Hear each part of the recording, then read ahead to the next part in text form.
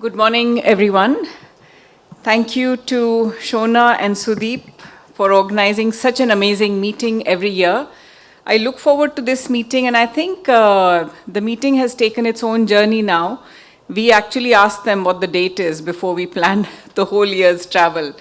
Because I think not just in India, but globally, this is one meeting where if you're treating patients with breast cancer, I feel that it helps me treat them better, because you get up to date about everything that is to do with breast cancer. So I'm going to just do a rapid review of 9 papers. I have no financial interests to disclose.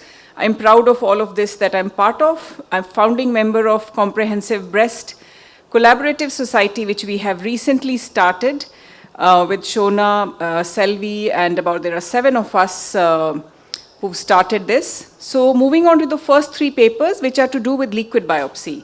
The first paper was presented by Nick Turner at ASCO, looking at ctDNA from the Penelope B trial. As you know, the trial was negative with the use of adjuvant palbociclib for 1 year. They looked at ctDNA at baseline at cycle 7, that is about 7 months later, end of treatment, and also they have looked at the samples at progression as well to see whether you can predict future clinical relapse. So the number of patients who had baseline ctDNA positive was quite small. Only 7 out of 78 patients who had all of these 3 samples had baseline ctDNA detection.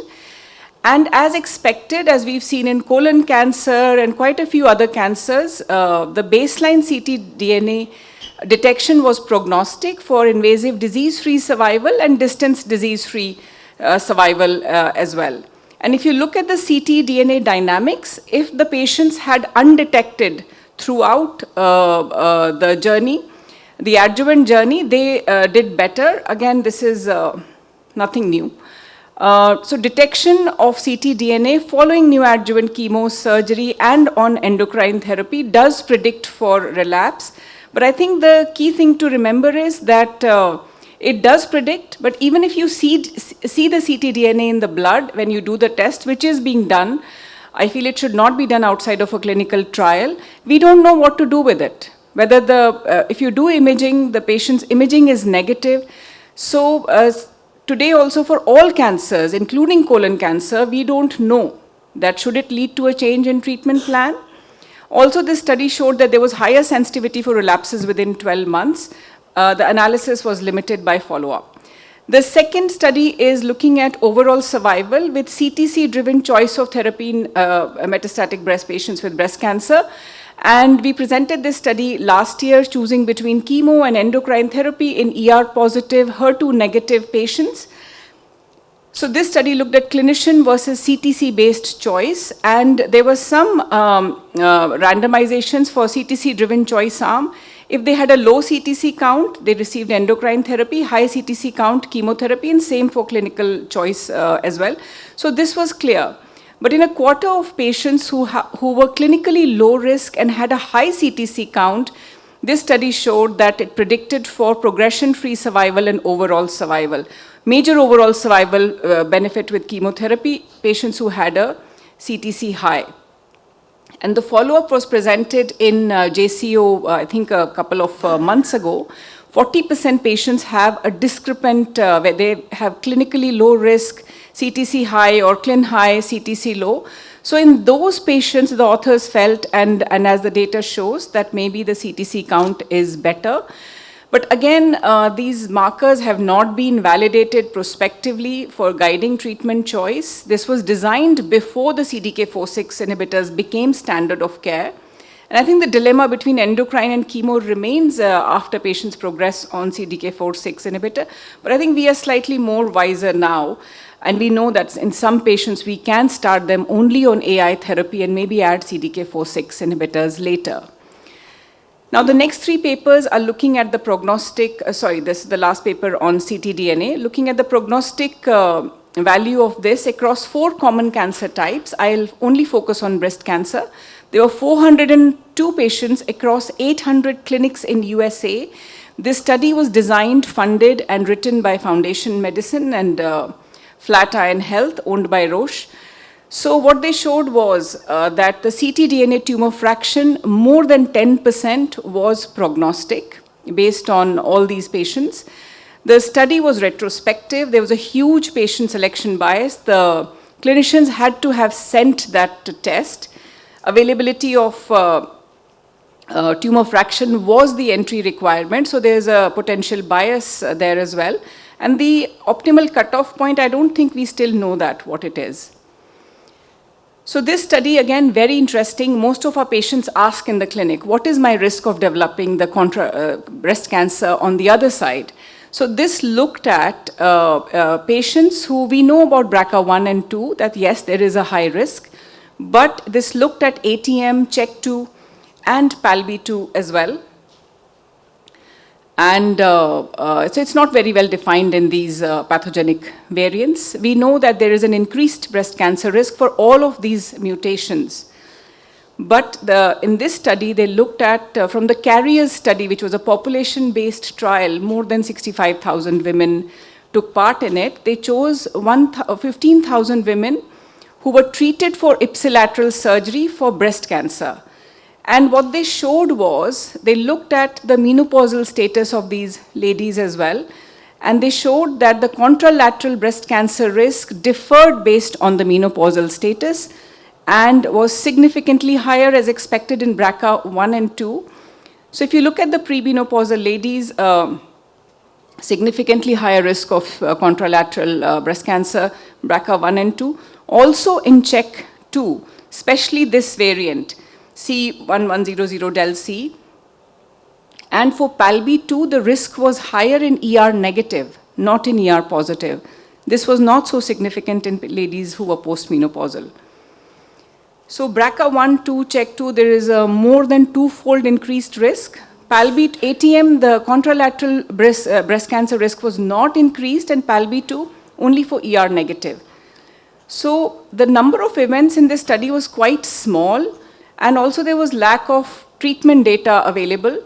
The authors discuss a lot about contralateral prophylactic mastectomy, which is reflective of the practice in the Western, but they don't talk about pharmacoprevention, which also I think has a lot to add. Now looking at the, can I have some water please, sorry. Predicting early breast cancer recurrence from histopathological images in Carolina breast cancer study. Now this is an image-based pre-screening through the H&E slides. 202 patients, it's a matched pair control study, matched for age and the follow-up time. 202 patients, of those 101 had recurred and 101 had not recurred. This was a recurrence-trained classifier, and they've done a cross-patient and within-patient validation as well. And as you can see that they have been able to show that image-based features predict for survivorship with accuracy, and the early recurrence was taken within first 3 years.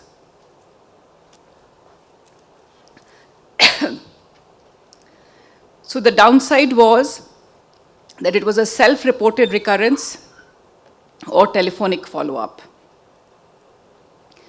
Association of a breast cancer polygenic risk score. So basically the authors have previously shown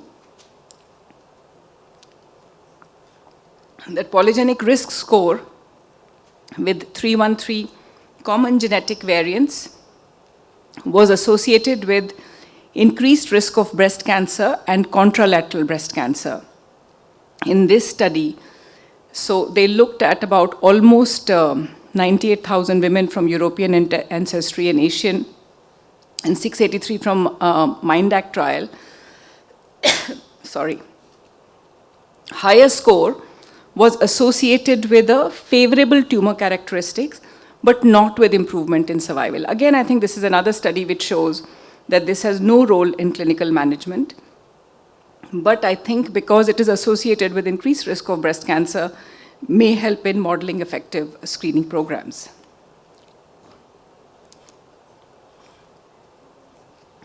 If we look at the molecular classification, of ER positive, HER2 negative breast cancer. We've had quite a lot of studies, and these are some I've included, not included PAM50 here, where we've identified a lot of subtypes of breast cancer. And I think identifying subtypes is very important,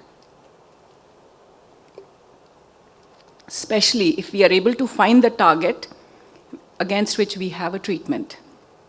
So we've got the Metabricks, TCGA, triple negative, a lot of molecular classifications.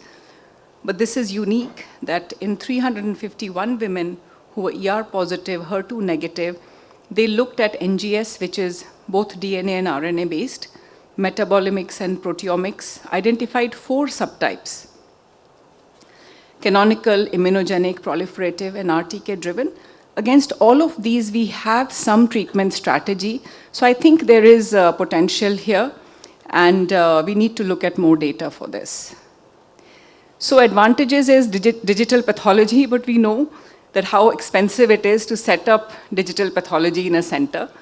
Limitations are it's retrospective, did not take into account the HER2 low subtype. And with the emerging ADCs, I think that subgroup is looking quite exciting.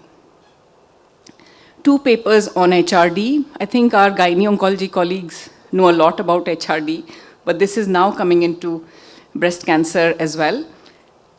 And we know that there's a lot talked about HRD in triple negative breast cancer, but this study looked at HRD in non-triple negative and looked at PARP inhibitors. So HRD, of course, you have HRR impairment with somatic and germline mutation, and Aparna can maybe talk a little more about it. And the genomic is the genomic instability and mutational signatures. So this study took the patients from the phase 2 Petromac trial, which was a neoadjuvant study, 8 arms done in Norway. Look at HRD strict and HRD wide criteria in a 360 gene panel. Now for the functional HRD, we know that RAD51 foci is quite important. This was not included. So they looked at 169 patients and showed that HRD strict was seen in 5% patients, and the wider group was seen in 23%, and it's almost triple in triple negative breast cancer. And what they have shown is that HRD with the strict criteria, and they did look at RAD51 in 88 patients, had superior concordance with functional HRD measured by lack of RAD51. So I think treatment targeting may also look at patients who are non-triple negative. The second paper also is a real-world study looking at PARP inhibitors in, it's a clinico-genomic database linked to EHR in almost 28,000 advanced breast cancer patients. And germline BRCA was seen in almost 3%, somatic BRCA and germline PALB2 in about 9.5%, and HRD signature positive were 21%. And as you can see, about 177 patients had PARP inhibitors. As you can see from the curve, that the benefit of PARP inhibitors was not only seen in germline BRCA, but also in somatic BRCA and germline PALB2 as well. The downside is this assay is not approved, and there were incomplete clinical variables. A lot of studies, including this URTC study, looking at HRD in patients with breast cancer, and of course there is the DORA trial as well. To conclude, I think we have to be very careful when we are looking at these personalized assays. We have to check what is the technology which is used and look at the paper critically. Thank you, and apologies for my throat.